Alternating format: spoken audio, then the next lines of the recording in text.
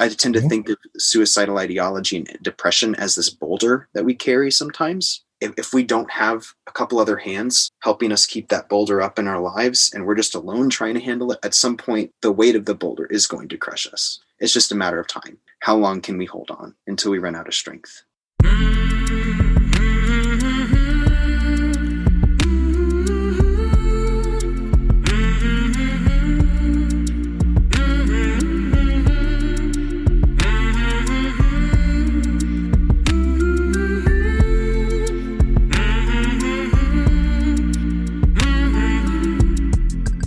Hey there, my name is Sean, and this is Suicide Noted. On this podcast, I talk with suicide attempt survivors so that we can hear their stories. Every year around the world, millions of people try to take their own lives, and we almost never talk about it. And when we do talk about it, many of us, including me, we're not very good at it. So one of my goals with this podcast is to have more conversations, and hopefully better conversations, with survivors. I want to thank all the survivors who have joined me on this podcast since we launched in July of 2020, and to everybody who listens. Thank you. And a nice announcement, as of this morning, we reached 11,000 downloads per month, which means more and more people are hearing these stories by these survivors. And that is a good thing. If you are a suicide attempt survivor and you'd like to talk, please reach out. We've got a few different ways you can do that. Email hello@suicidenoted.com. Social media @Suicide Noted. That's for Facebook and Twitter. We also have a way you can leave us a recorded message. I'll put a link to that in the show notes. And in the show notes, you'll also find a few other links, including an upcoming event on September 11th, in which we have suicide attempt survivors sharing their personal stories, and a couple of ways you can make a financial contribution. We need the help, and we appreciate it if you are able and inclined. And oh, by the way, we did have somebody who contributed to the cause via the Red Circle platform. That's where we host this podcast. They do not give me your name or your contact information, just that you contributed. So whoever you are out there, thank you very much. Now, please keep in mind, we're talking about suicide on this podcast. Take that into account before or as you listen. I do hope you listen, because there is so much to learn. Today, I am talking with Fox. Fox lives in Texas, and he is a suicide attempt survivor. We finally meet. Yes. Fox in Texas. I like the sound of that. It's really nice to put a name to a face, by the way. Okay, now I know who you are. Now I can see you. You got it, man. I'm happy that you're here. I'm going to share a lot of stuff here that I've never told anyone. And I'm at a point now where I feel like I can talk about a lot of it. I'm ready. Yeah? Yeah. So good. That's a good starting point. What changed in your life so that now you're ready? Do you have any idea? I don't really know. I think it's been enough time since a lot of some of the events have happened, and I've made some life choices. Like, I'm currently healing from my first tattoo. I got a semicolon tattoo on my arm, and I got it a couple weeks ago, and it's still healing. But I've recently been making the choice to stick around, try to do something with my life. I don't know. Recently, I think, because I had originally been very much so I don't think this is gonna work out. But then there were some things I had to confront within myself that I'm dealing with it better. I feel like now I have a lot more intention to try to make things work out and to do something with my life. And if that makes sense. Yeah. I mean, as much sense as it can make, right? Yeah. That said, not that long ago, you put a one word into Spotify.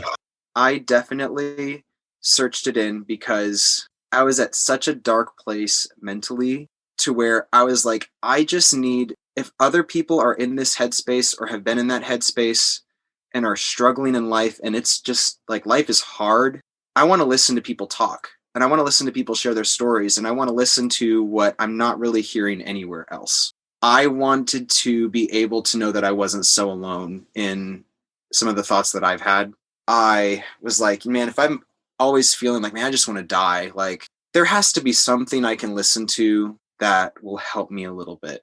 Thankfully, this podcast was there, and I saw this podcast, and at first I was listening. I was like, I don't know, this is where I'm at right now, and this is what I want to listen to people talk about, because this is what's important to me right now. I searched it up because I was like, I just want to hopefully listen to something that makes me feel a little bit less alone.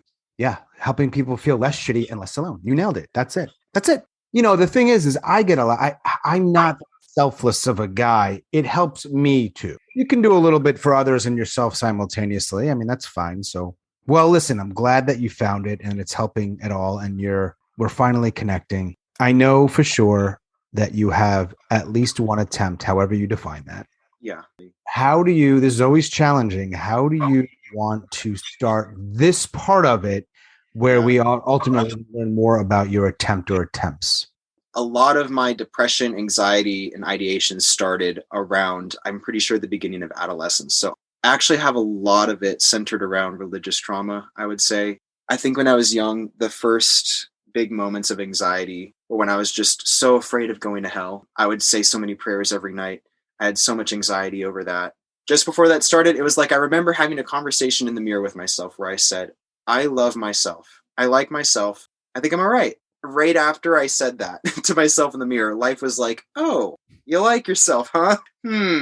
Now these other things are going to happen. So I don't know what went down, but it's like after that, things just started happening. So I think that that's kind of where a lot of it started. And I can remember what I would say was an attempt.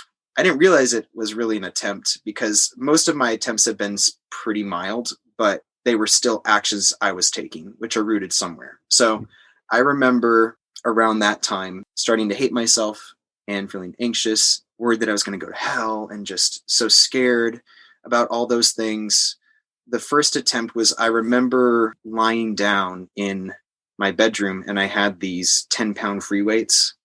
Mm-hmm. I literally just like lied down and put the 10-pound free weight over my neck. I was like, this is choking me. Like, hopefully this makes me just go away. And it didn't. It was 10. I mean, it was 10 pounds. So it didn't do much, but it was like, I remember doing that. I remember lying down and putting those weights over my neck, just wanting it to choke me out. So that was probably the earliest attempt that I can recall. I must have been like 14.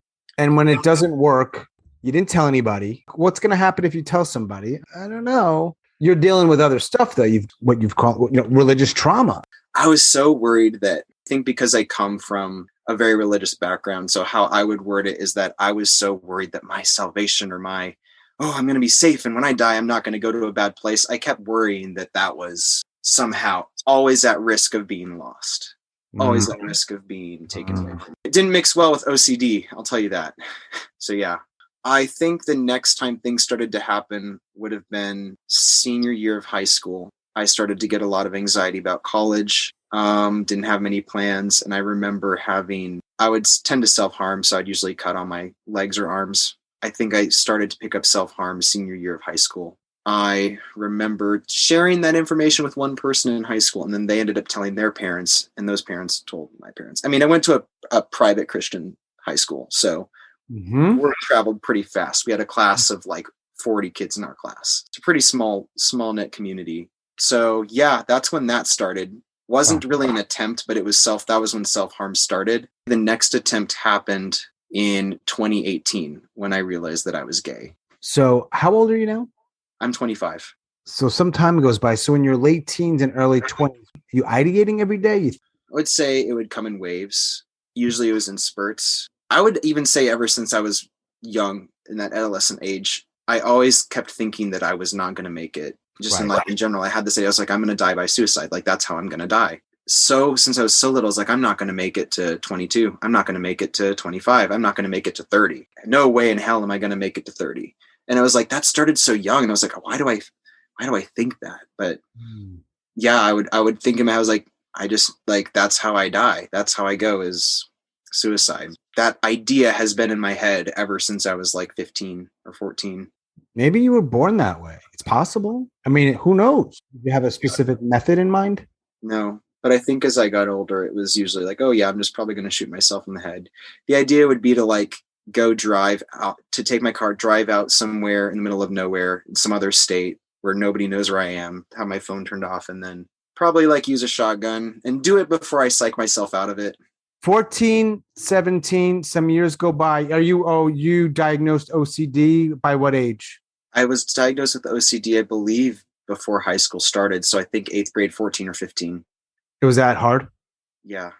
Oh, well, it wasn't too bad, actually. It was more so that pretty much what it came down to is I would like double check to make sure I'd turned off the lights in the house like 5 times before I would leave the house. It was like a ritual I had to do. Otherwise, I was afraid that the house was going to explode or something.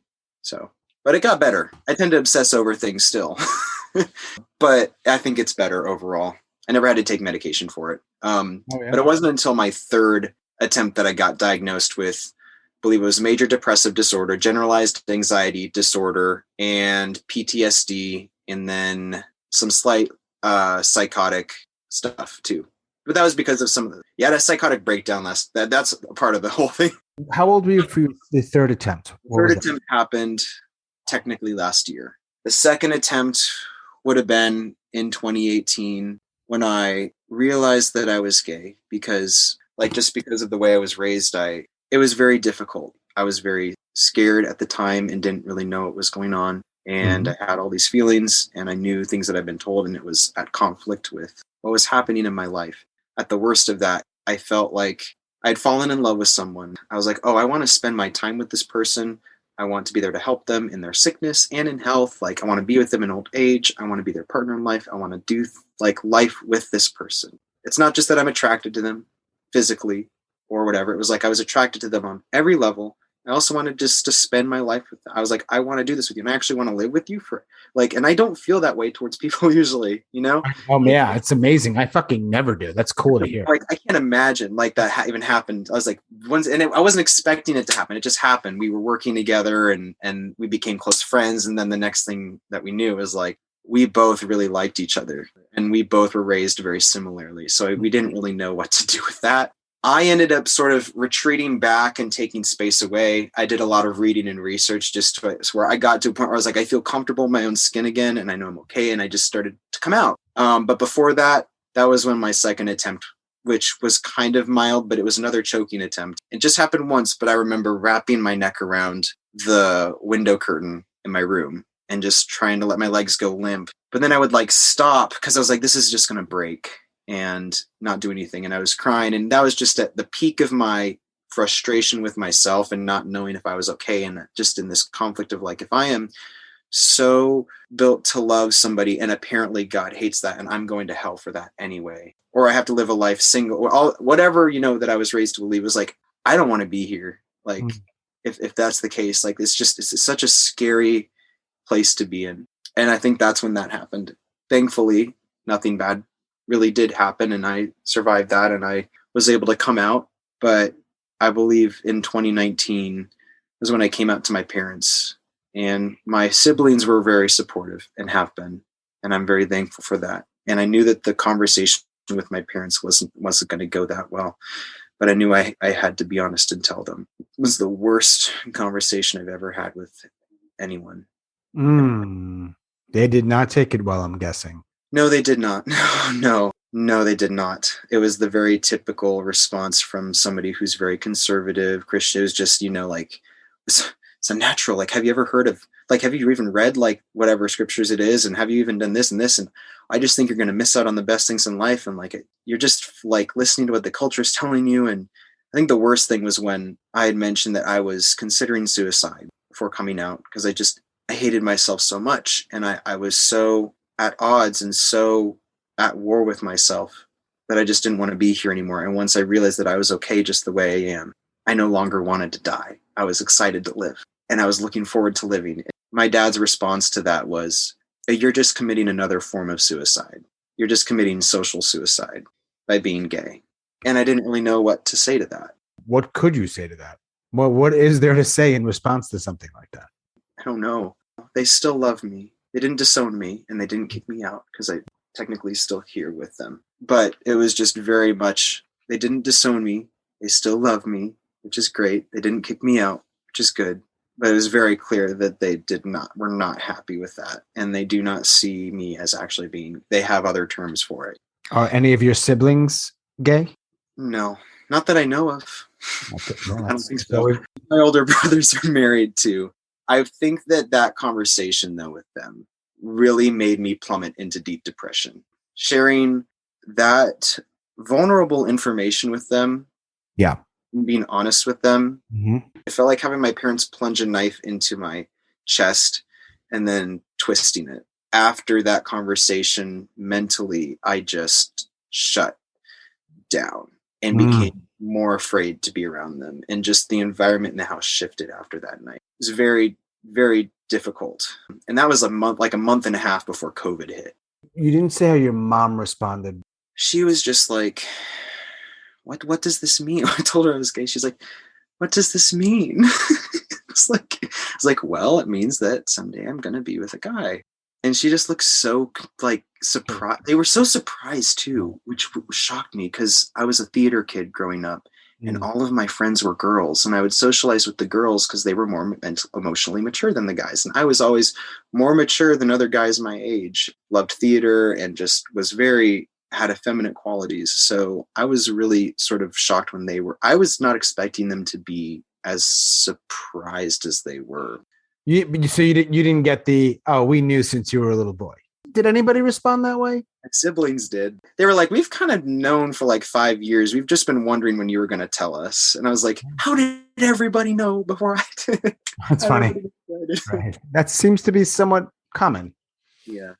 All right. So you're out. You're still living with the folks. That has been challenging, I imagine. Yes. When you told them you sunk down. Yes. And so you had said you were diagnosed. Yes. At some points, depression, anxiety. Did you say mild PTSD? If that's even a thing, I don't know if PTSD can be mild. I think it was just PTSD. Well, I want to ask you. Usually, PTSD in the name is post-traumatic. So, is there a specific trauma? We're about to find out in therapy. Oh, okay, all right. You're not there yet, so we'll have an addendum to this conversation. Not quite there yet. I just got a new therapist a couple weeks ago. So in our first session, we were talking. He was like, based on your background and your upbringing and what you're telling me you're dealing with today, he's like, do you feel these things? X, Y, Z. I was like, yeah. He was like, I'm honestly I'm going to be surprised if you don't have complex PTSD when we get into it. So, all right. So you're dealing with all of those kind of coexisting. Yes. And then last year, 2021, at some point, you have a psychotic break. It was insane. I can get through it pretty fast, but it's pretty crazy. Well, and so, I don't talk to a lot of people who have shared the details of psychotic breaks. Not only I'm curious and I'm glad you're open to sharing, but, I want people to hear this stuff because like you said, when you hear other people going through stuff, you feel less shitty or less alone sometimes, right? So me saying this stuff now, I'm just realizing how I guess embarrassing is the word, given the fact that I was high every day, smoking weed so much. Basically what happened was I was going about life as usual. And then I remember starting to feel intense paranoia, like something was coming after me to get me. I remember calling out of work because I was so paranoid and staying home. And one night at like 4 a.m., I was just sitting up in my bed. And it felt like something was like it felt like something was coming into the room. Nothing was there, but that's what it felt like. I was so scared. I felt like something's in the room and it's going to kill me. And then all of a sudden I felt fine and relief. And it was like, I heard this sound inside my head that sounded like crackling. Mm-hmm. And then I felt like a lot of my senses were restored. I don't know what happened, but that's what happened to my body. After that, I was still smoking weed a lot. I had a visual hallucination when I was at the park one night. And this is when things got insane. I mean, just real quick, that sounds so fucking terrifying.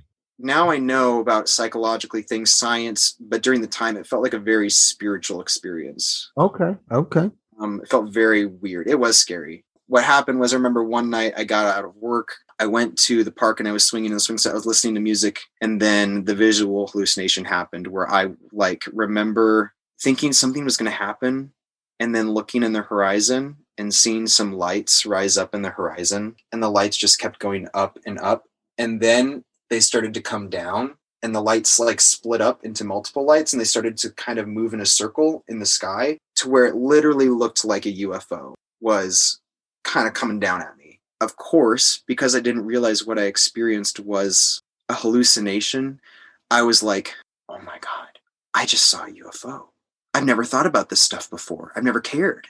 But then all of a sudden, it was like after that hallucination, I got so obsessed with aliens and with UFOs and with all that stuff. Combined with the drugs and TikTok algorithm, I started watching so many videos about UFOs, UFO sightings, UFO people talking about this stuff, EET stuff. I mean, the whole wazoo, Gaia TV. Combined with this was another symptom of a psychotic breakdown, which is sometimes if you're watching TV, it sounds like the people on the TV in whatever scene they're in, it sounds like they're talking to you. Mm-hmm. And the voices start to sound like they're coming kind of like out the TV screen towards you, and they're directed towards you. And that's another side effect of a psychotic breakdown. So I had a couple of those things happen where I'd be watching a TV show and I'd be listening to these voices, and it would sound like they were like almost coming out towards, like talking to me, and they were trying to communicate with me. How long of a period of time are we talking about? We're talking from like February of 2021 through probably June or July of 2021. What? I was in psychotic mode. And your parents knew? They knew something weird was up. They didn't know to the extent. I was keeping it under wraps. I was experiencing some heavy stuff, but I was acting like everything was fine. What kind of work were you doing? I was a barista. Oh, no, okay. I can imagine you being a very good barista. Thank you. Sure. That wasn't bad. So you didn't lose your job. No, but I did quit it. And this is last year, so we're still locking down. We're in COVID. Yep. Months of, let's call it like episodic or intermittent breaking. Yep. The worst it got was to where, because of one of the episodes I had where I was like listening to something through the TV screen, this stuff combined with me also starting to discover the occult and tarot and like that whole world, I got to the point where I literally thought that I was an alien, pretty much the second reincarnation of Jesus Christ, which I found is actually a common schizophrenic / psychotic delusion to have that other people have had. I mean, if you look at you real fast and you're in your mid-20s, it's not that much of a stretch, Fox. I mean, I'm not trying to make light of your psychotic break, but you have a Jesus vibe going on here. I know our podcast listeners can't see you. You can only hear you. This isn't a video podcast. It got to a point with enlightened grandeur being sent to Earth to help humanity evolve consciously. And wow, yeah. Crazy, awesome lives. And I thought that aliens were going to invade in June 2021. I thought they were going to make themselves known. I thought that they were going to come down and give us powers to like be able to fly and like do a bunch of cool shit. That'd be cool. It was kind of cool, to be honest. It was kind of fun. It got bad because it was like kind of fun for a while, because it was like I was living in my own delusions, and I was smoking weed every day, sleeping in until 3, just doing nothing all day, but like sitting out in the sun, eating a bunch of bad food, and like that's it, and like jerking off. Like that was my day. It wasn't bad, but it was like I wasn't working. I quit my jobs. I was doing all that stuff. And your parents, what do they say? They were just, I mean, they were not happy, obviously. I also at the same time was like, yeah, I want to move out. So I'd quickly then gone from being in this world of like, oh, all this stuff is going to happen and I need to prepare myself for this invasion and prepare myself for what's about to happen, to then when June went by and then July went by, it was like each day I slowly started to realize something's wrong with me. Nothing's happened like I thought it would. No, obviously there was no invasion, obviously. Otherwise, I don't think we'd be here having this one. But I was also at the same time having to deal with people saying, oh no, they're literally demons from like another dimension and don't talk. Because you were hanging out in those spaces and you were getting people were on TikTok listening to all this. Right. And then, like you said, with the algorithm, they're going to give you everything that you want to get. Yep. And then some. It became an echo chamber too. So I reached a point to where I was moving out at the same time that I was realizing that all these things I thought were going to happen weren't actually going to happen. It sounds stupid, but I entered a mode where I was like, wait, so if none of this is going to happen, like, why am I here and what's going on? And there's no point to any of this. And why did all this stuff happen to me this year? And why has all this stuff happened? And like, I didn't understand it. And I started to freak out because like I would just work and be around people and they were all acting fine. And I was like, what? I just saw I've been seeing aliens and talking to things, spirits and whatever is going on. And I've been in this weird world all by myself. Every day, like freaking out. And then it's like, I'm just trying to go back into life, get to work, move out. I'd moved out during that time. It was like, because of all this stuff that I thought was going to happen, didn't happen. I reached a point where I was like, well, I don't know what to do. And that's when the third attempt happened. It was the day after I'd moved out. I was in the new place and I was lying in the bathtub and I just started to cut again on my wrist downwards, and I would try to like go hard enough to where I could get through and actually start to break skin, and to try. I was like hoping that I could just make it bleed easily, and it was too hard to do it. And no matter how hard, I was like, I can't fucking do it. Not easy to do it, man. No. I, like hold the knife tip to like the part of my throat where the pit goes that kind of in, right below the Adam's apple, and I was like holding that. I was like, I kept like say like just punch it, just like do it fast. I couldn't make myself do it at this time. Oh, insomnia too. Wasn't sleeping for like 5 days, so I thought I was going crazy because I hadn't slept for like 4 days. Totally. And I just moved out, and I just was sitting there, and I walked out to my roommate, and I just looked at her, and I was just like, something's wrong. Who's her? It was my roommate. Basically, that day, parents came, picked me up, took me home. I had a hard time speaking, saying words. Your parents, church-going folks, believe in the Bible. Their son, not that long ago, comes out as gay. Comes out, I guess you could just say, right? I'm wondering, do your parents, and maybe more your dad, is it almost for him like, told you so? This was a sin, and look what God is doing to you. Mm-hmm. So there was not a lot of empathy coming from either of them? There was some. Yeah. Because what happened was it was like I came home from the apartment and I started to explain that I was suicidal. I had a hard time communicating what I needed. They contacted some family and said, like, there's a place nearby that we can go to get you the help that you need. And I remember them driving me there, and I got there. It was like 2 a.m. and I was signing my signature like 19 times. That was when I admitted myself into a psychiatric hospital for the first and hopefully only time in my life on accounts of self-harm, depression, suicidal ideation. That was actually, unfortunately, a traumatic experience being there. It was like, I think I went into it expecting it to be an environment with butterflies on the wall and rainbows on the wall. And like, everybody's pretty chill and calm. And like, we're going to talk about things, and you get to sleep in this room that's nice. And yeah. And then as I realized, I was like, I'm so stupid. I should have known what I got myself into when I walked in. And then I had to get the zip ties in my shoes. I had to strip down naked in front of the nurses. They had to examine my whole body, see if I had any other cuts. So it was like immediate humiliation. Yeah. Immediate like dehumanization. It felt like, even though you're safe, we're here to help you, just sign your name here and you can take the Xanax, you can take this Ativan, you can take these heavy benzos to calm your anxiety. Like, you just have to sign your name. The whole time I couldn't even focus on healing because I was so afraid of how much it was costing. You can't even focus on getting the help you need because the whole time you're listening to other patients. Like, there was this other guy laughing maniacally down the hallway most days. Patients getting into fights. One person wanted to press charges on another person while I was there. It's almost as if somebody said, like, let's create a space that's the opposite of what healing is. And then the workers weren't even, it was like, I felt like I was in a fraud. I felt like I was in some sort of a trap prison. And then you're the crazy one, of course, because you think that way. We're all here to help you. It's like, I don't know if I'm buying this. So most of the time this was my face. Well, they can't see it, but most of my face was just. I kind of checked myself into the hospital. This was 2018. Like, my doctor said to go. So I didn't know if he was like telling me to go, whatever. I was like, all right, no, you're right. I need help. I drive myself there. I get in. They take your shit, right? I'm like, wait, why would you take my shit? Nope, gone. Change. They take me to the ER. They didn't tell me what it was. So I'm in the ER. It's like, because they don't have enough beds. You're in this psych ER and you're just waiting, but no one's communicating with you, which is just weird. Like, why wouldn't you tell me? What's the secret? And after about a day, I don't remember exactly. It might have been later that day or the next day. I went outside through the little curtain, find a guy that looks like he's in charge. I will never forget this shit. Because you were talking about the people that are working there. Yeah. And I know he's busy. I know he's stressed. And I like, hey, I don't know what's going on. Can I make a phone call? I want to let my sister know what's up. She's probably worried. Or at least, just who knows? And he's like, go back to your room. And I was a little confused. So I said, I just want to make a phone call. He cuts me off, raises his voice really loud, and says, go back to your room or I will send your ass to the basement.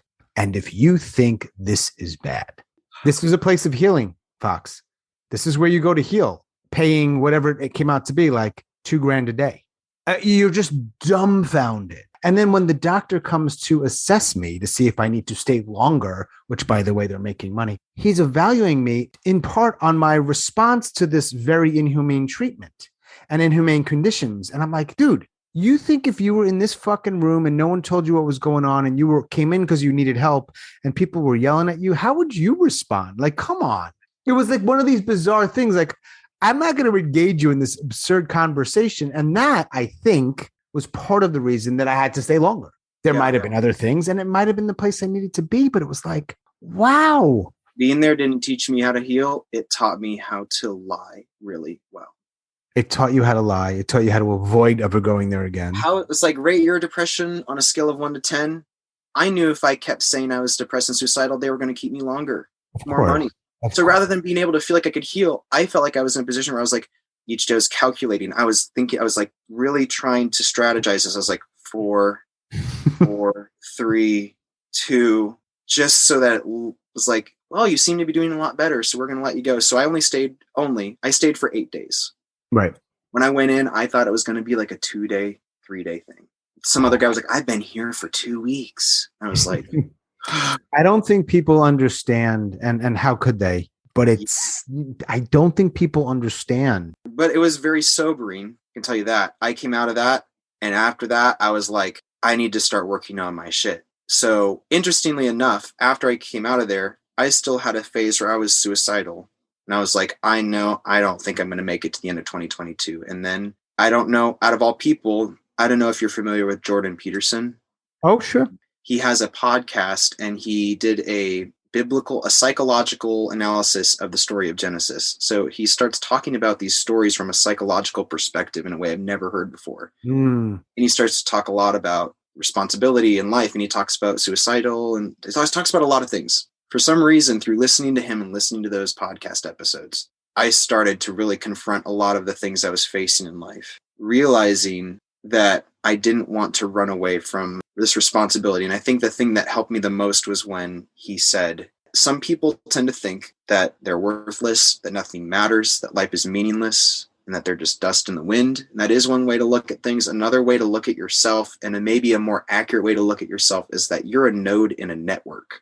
And nodes propagate in network manners. You know 1,000 people. Those people know 1,000 people. That means that you're one person away from 1,000,000 people and 2 people away from 1,000,000,000 people. So don't underestimate the power of your actions or your words or anything you do. And you matter, and you are literally a node in a network. And I think realizing that really helped me to realize what the impact would make if I were to die to the people around. But then to realize in myself, like, maybe there are things I can do for myself to help myself make my life better. And so I started to cut out a lot of the things. I started to cut out the drugs. I got sober. I used to watch a lot of porn. No shame or hate to anybody who like watches that stuff. But I realized for myself, I was like, I don't want to watch any of this stuff anymore. So I haven't. It's been good for me, I think. And I also went back to school, graduated, got my basic studies are all done, got my associate degree. I've got academic ambitions now. I want to go back to school to do something cool to better my life. And I also realized that I want to move out now of my parents' house, and I want to find a place of my own and start to go to therapy and heal and work on myself. And big year. It's been insane. Any idea what your specific career ambition is, or is it sort of open? I want to become an occupational therapist assistant. So I'd be working with people who maybe lost an arm or maybe lost a leg, and they need to know how to put on clothes or cook food or do basic things. And I would be hands-on helping them doing that. And I'm like looking at this occupation and looking at videos of people doing this work. I'm like, oh my God, like I'd love that. I'd love to do that. So you will move out again, go back to school. You said in the beginning, and I don't know if this was something you wanted me to include in the actual podcast, that you're going to share some things that you've never talked about. Yeah. How many people know about attempt 1, attempt 2, and attempt 3? Not many people. I would say my parents know about me self-harming in the 3rd attempt. Mm-hmm. They knew about my self-harming senior year, but that's it.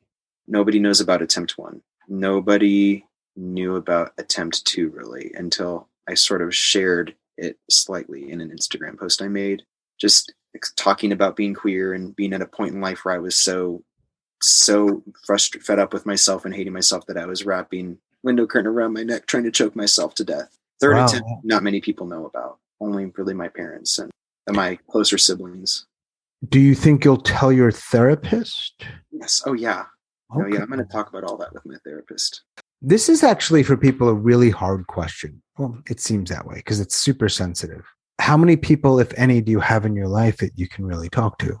I think I would say I'm very thankful for the fact that I can probably really talk to maybe one or two. Can really talk to one or two if I need to, which if I didn't have anybody, I don't know. But they don't know about the attempt. They know about some things, but not everything. And it's just hard to find people who can be okay and hold space for that kind of stuff. So, a lot of people I got a few people to talk to, but I don't tell them about that thing because a lot of people don't really know how to respond, which I can understand. I can't. I'm not as nice as you are. I don't understand what. So I'm going to really put you on the spot. If you were writing a blueprint, so to speak, on how to respond, I mean, at least for you, what would be in it? I mean, we have to use like a super summarized version here, but what are like a few do's and don'ts? So I would say, like, I'm imagining myself right now sitting down with somebody talking about how I'm feeling and sharing all those thoughts. And I would just want them to, first of all, like, I want them just to sit with me. Listen is like one of the most important things. Just like actually listen. Don't just have something you want to say in mind. Mm-hmm. Regardless of what they're saying, actually listen to what they're saying. Be there to comfort them. I would say I like people to like be able to, like, if it's someone I feel comfortable with, like touching me or like holding my, like being there, like to give me a gentle, like if you want to hold my wrist or like put your hands on my wrist or my hands or like something so I feel physically comforted. Sometimes just saying like, that must be so hard. What do you need from me? Is there anything that you need from me that I can give you that's within my capabilities? So being a listening ear, simply saying, is there anything you need from me?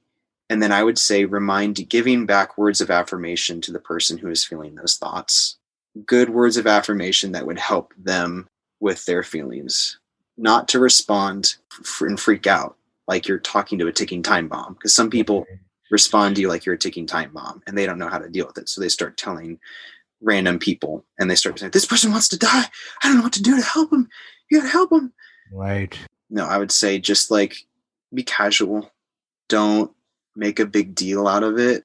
Like I have somebody that I talk to who has dealt with self-harm and suicidal thoughts. And I guess just coming from me, knowing what it's like, it's like, it's better to be casual with somebody and to not make it such a big, like, oh, Dylan, don't make it, why are you feeling that way? And like, oh, like just to listen and be like, I understand how you feel. Like, I know how that feels. And maybe to share a part of your life when you were struggling with something like that too. And then maybe how things did get better. But sometimes it's hard for things to get better. I tend to think of suicidal ideology and depression as this boulder that we carry sometimes.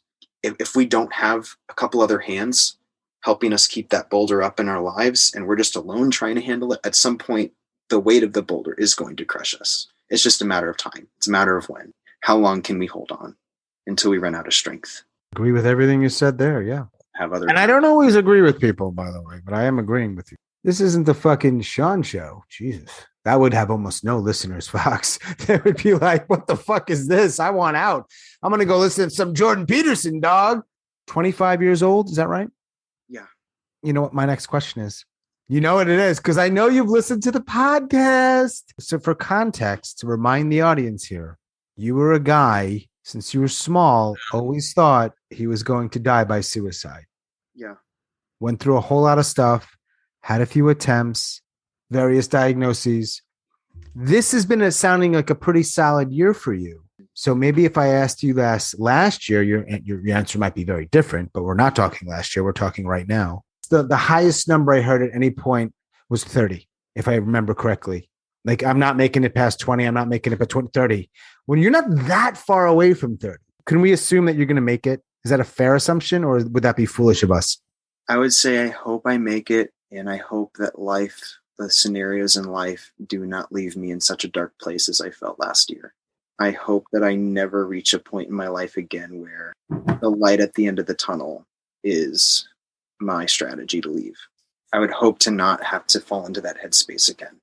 I don't know if it'll happen, if I'll reach that headspace. Hopefully, and I'm doing a lot of things now to help myself toward that shouldn't happen, and I hope it doesn't. I have made a personal commitment to 5 more years of life, Lord willing. 25, I want to make it 5 more years. there's a mini project I'm working on that's kind of small, but it's something fun. There's a song that I listen to, and one of the lines in the song is "Let's see where we lie in 5 years' time." And then there's a great drop. It's a great sounding song. But I had this idea of like, oh, what if I made a video of myself now at 25, and then it jump cuts to me 5 years later in the video. So I made the first part of me at 25 now. So it's like, well, I want to be around for 5 more years so I can finish this video project. So that's one tiny thing where I'm like, yeah, it's a silly thing, but I think it'll be good. I hope to die of old age, or like from some sickness maybe, but like I hope to live a full life. And I think what I would say is I hope that the circumstances in life make it feel like life is worth living and being. And if I can someday wake up next to somebody who I get to spend the rest of my life with, I'm in a job that's good for me. Let's say I have a community, people around me who love me for me, and I'm able to express myself fully. I would like to live a life like that, I think. Did you say Lord willing? Yeah. So given what you've shared about your upbringing, yes, it's and then you're dabbling in the occult, is a straight up question. Do you believe in God?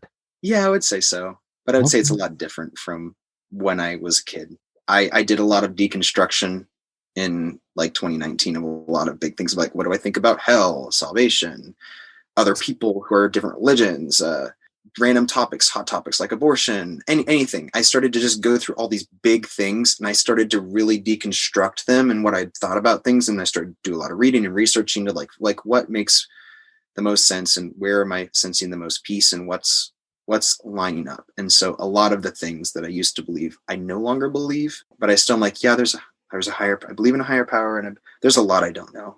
I would say I still believe in God, but it looks a lot different now than it did when I was younger. I would say it's evolved better. I think it's healthier than it was when I was younger. Do you believe, what about heaven and hell? I'd like to believe that this world is filled with so much suffering that there's something nice on the other end of this, or just to feel at peace. I think that's infinite, eternal peace would be like chef's kiss. Would love that, to never have anxiety again.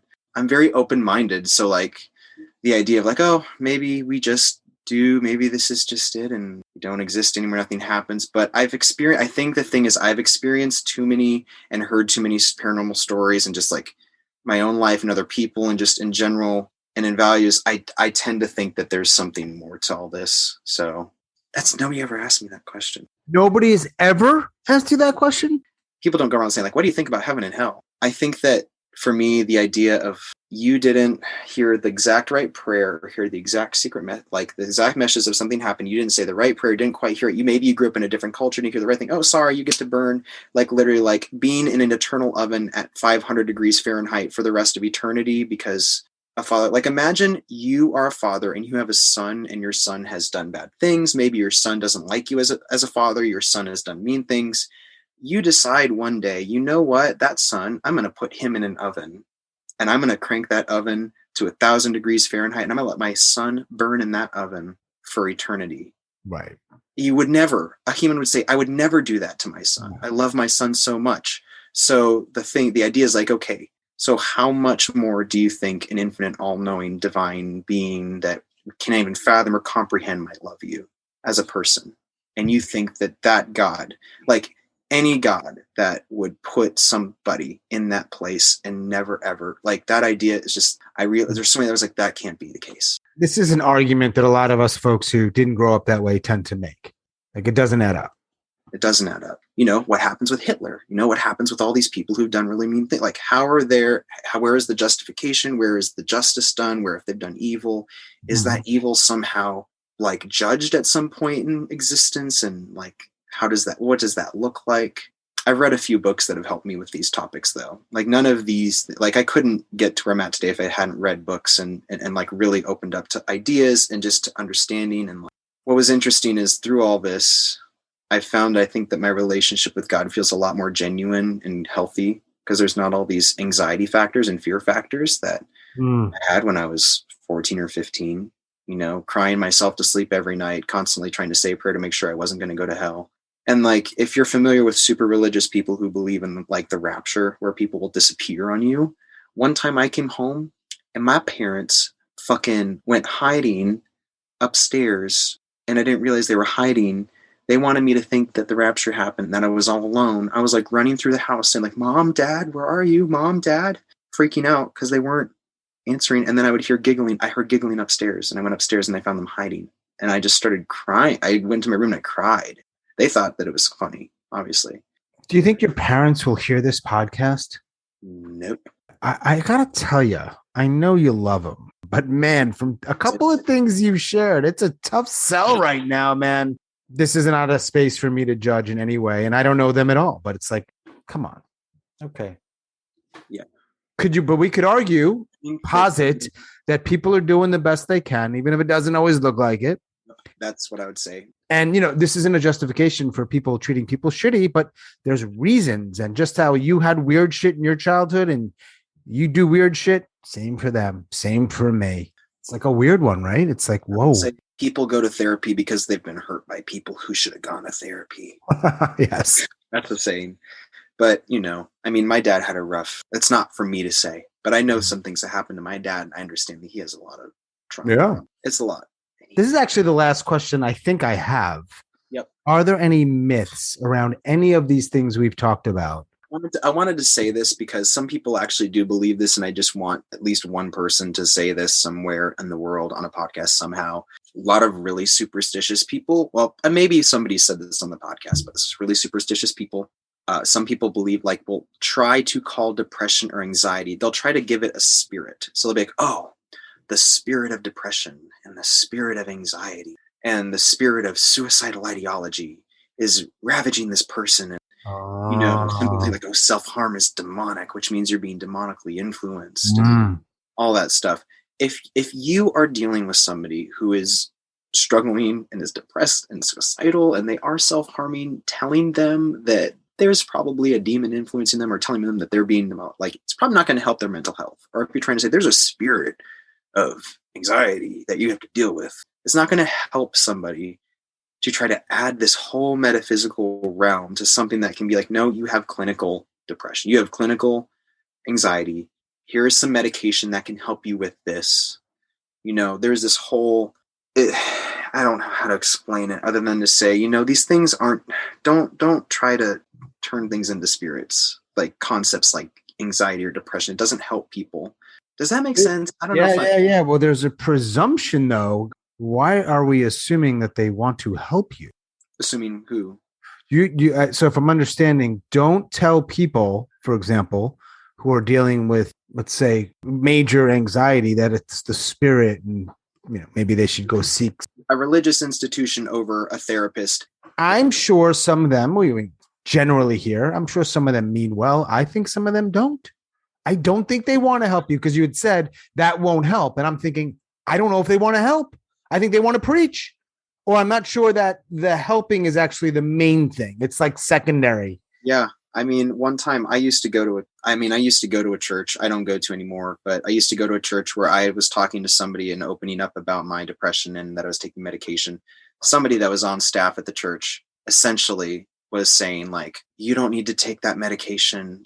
God will heal you of this. Yeah, have enough faith. You don't need to take that medication. If I was not smart enough to distinguish the bullshit in that, that's a very dangerous thing to tell somebody, especially if they are not gullible, but if they're easily oh yeah, I want to listen to you because you seem like a righteous, good person and you're telling me God can heal me. Yes, yeah. I'm going to get rid of my medication.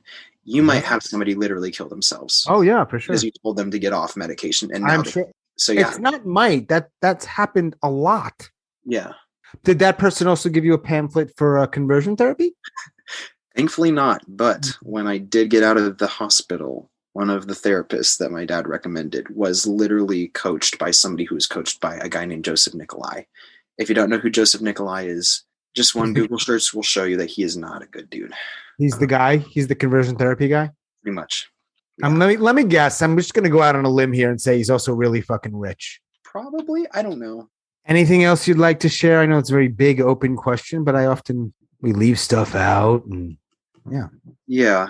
Last thing I would end with would just be, I'd read recently a statistic from, I believe it was the trevorproject.org. They are they're a LGBTQ suicide hotline / mental health company, nonprofit organization that they help people. one of the statistics was like LGBTQ individuals who are very much so rejected by close family members after coming out are 8 times as likely to commit suicide as a straight counterpart, something like that.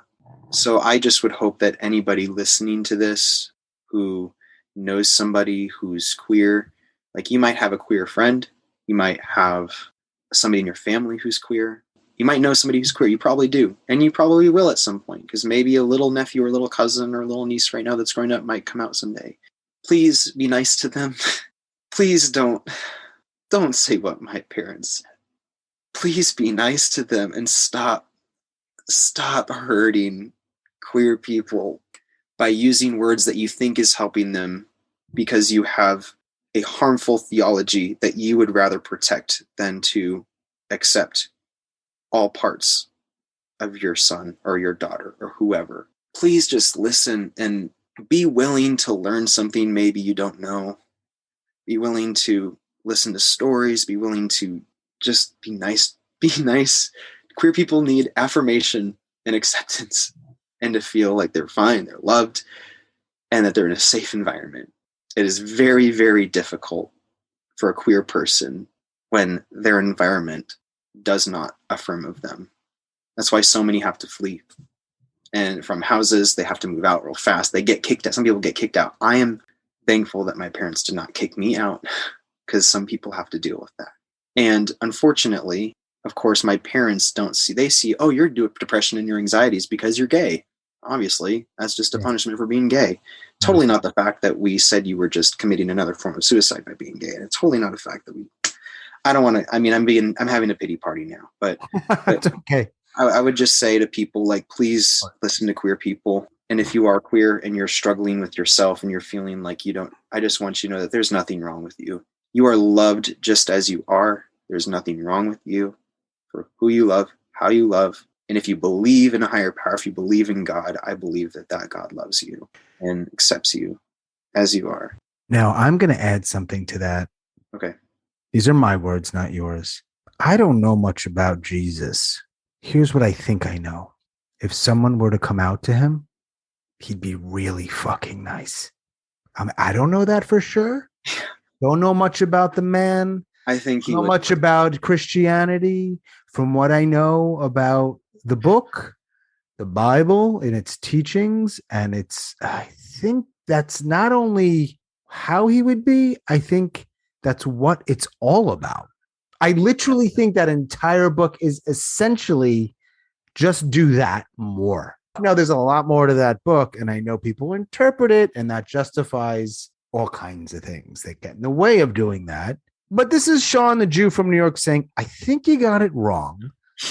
I know you found community, and I know you were raised a certain way, and I know you're not going to listen to this because I'm pretty sure you aren't listening to my podcast. But there might be one random person who found me. They're driving somewhere and they're listening to me, and it's like, yeah, just be nicer more often. And I think you mostly have the religion perfectly done. Fair. No one had to teach me shit. I know that. Don't always live it, but I know it. I appreciate that. They talked about that. I love that.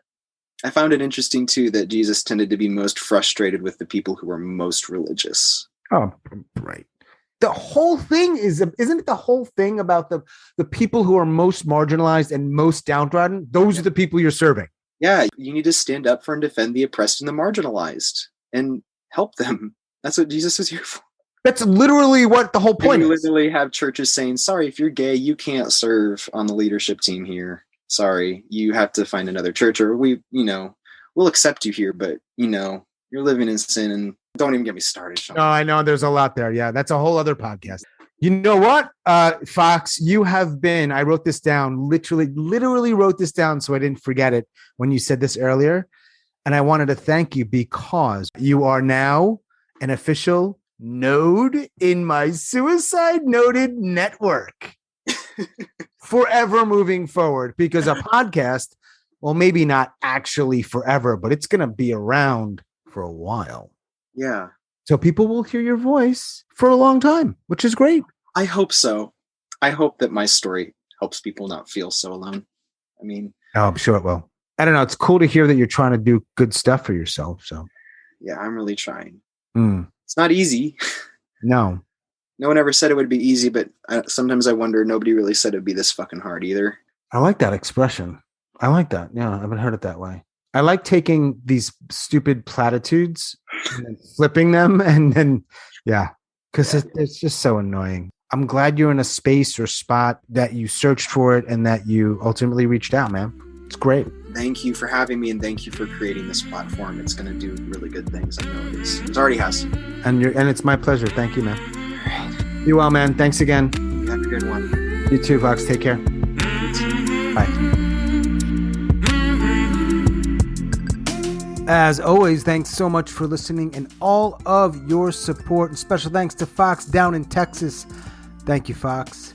If you are a suicide attempt survivor and you'd like to talk, please reach out. hello@suicidenoted.com, on Facebook or Twitter @suicidenoted, and you can follow a link in the show notes if you'd like to leave us a recorded message. And of course, thanks to our most recent supporter who sent us a donation via the Red Circle. That is where we host Suicide Noted. They do not give me any other information other than you donated. So we don't have a name or a way to contact you, but we really do appreciate it. Thank you. And check the show notes for upcoming events, including Suicide Noted personal stories by some badass storytellers. And that is all for episode number 124.